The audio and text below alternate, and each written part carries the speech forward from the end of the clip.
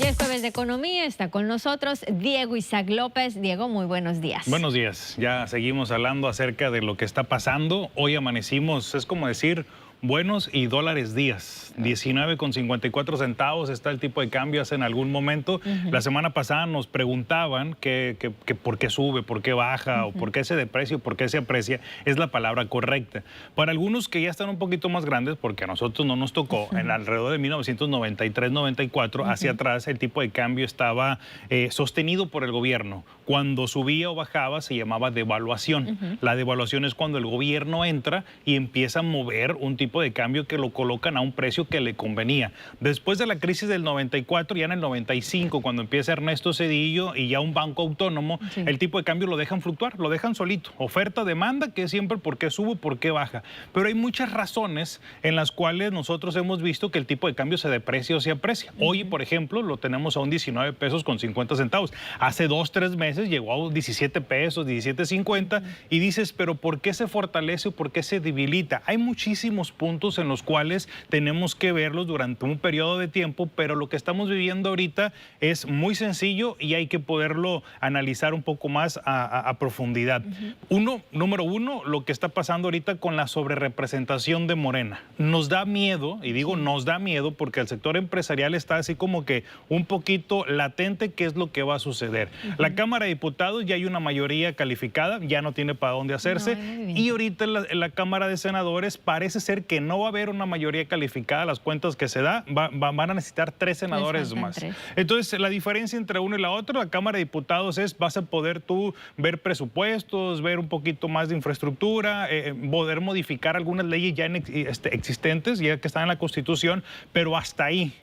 La Cámara de Senadores es un poquito más profunda, para que nos puedan más entender esto, vas a poder modificar la Constitución, vas a poder modificar tratados de comercio, tratados internacionales, pero ahí necesitarías que 3 personas de la oposición, 3 senadores, tendrían que llegar a tu curul y poder tener una negociación como tal. Eso preocupa a las personas que están fuera del país para poder colocar el dinero en nuestro país, en México.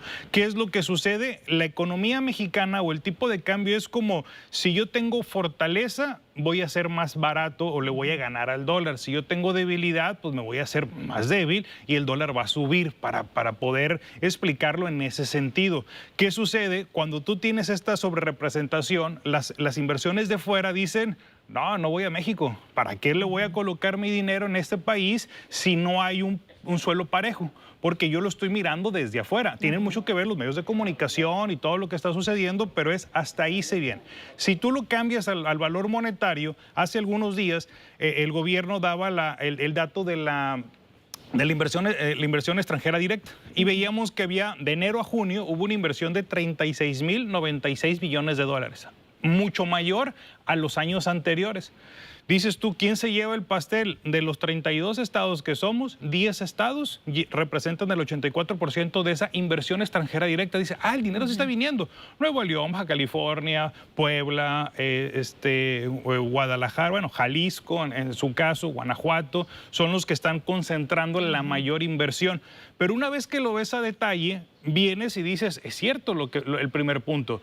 Resulta que el 84% lo llevan estos 10 estados, pero de la inversión extranjera directa, el 97.7% es reinversión. Son empresas extranjeras que se toman como una inversión extranjera directa porque las utilidades de esas empresas ya están en el país y las vuelves a reinvertir. Esto quiere decir que el restante, el 2.3%, es inversión extranjera directa de afuera, de empresas que vienen de otros países a instalarse en nuestro país. Entonces, ¿qué dices? ¿Por qué el nearshoring y todo lo que está sucediendo no se está explotando y no se fortalece una economía mexicana? Porque vemos, por ejemplo, solamente el dato en el 2021, China recibía 301,000 millones de dólares. Solamente en el 2021. Si hay una guerra comercial contra China, pues ese dinero, ¿por qué no se viene a nuestro país? ¿Por qué no se viene a México? Entonces, ahí es la sobreexplotación. Porque dicen que las empresas que quieren invertir en México, pues están viendo de lejitos qué es lo que va a suceder. Caso, por ejemplo, de la Gigafactory de Tesla. ¿Qué dijo Elon Musk? ¿Sabes qué? Me quedo un poquito poquito de lejos porque no sé qué es lo que va a suceder ni con tu país ni con el mío, porque otro de los factores es el factor Donald Trump. Ajá. El proceso Entonces, de elecciones en de lo que está sucediendo en Estados Unidos. Hay demasiados puntos en los cuales, pero este es uno solamente que lo tenemos que seguir. El otro, por ejemplo, que está pasando ahorita, que es la huelga que está con el Poder Judicial. Ajá. Esto es el Poder Judicial, lo que se está viendo, la reforma que está metiendo Morena y todo, porque viene una nueva legislatura ahorita. Ajá. En septiembre, con un presidente que se va hasta octubre. Entonces dice, ¿qué es lo que va a suceder, por ejemplo, con el Plan C? Entonces ahí es lo que está teniendo todo eso y debilita la economía mexicana. Ajá. Porque no estás teniendo inversión. Eso es lo que haces con un tipo de cambio que se está disparando porque no hay una certidumbre. Al no tener una certidumbre, un piso parejo, las inversiones, la economía, las mismas inversiones que están ahorita, uh-huh, las empiezas a sacar del país mientras ves qué es lo que va a suceder y cómo está pasando todo lo que está con el suelo mexicano, pero en la parte política. Lo que resta de este 2024, Diego, ¿se va a mantener en incertidumbre en nuestro país por este tipo de situaciones en lo que se reacomoda Claudia Sheinbaum, los poderes en nuestro país, hablando de la legislación? Y si hablas de temas políticos, porque los otros son temas económicos, ¿sí? Un debilitamiento de Estados Unidos, una mayor inflación en México, una baja de interés en nuestro país, entonces llegas a tener un complemento que no son positivos. Ajá. Y ves un tipo de cambio que va a aumentar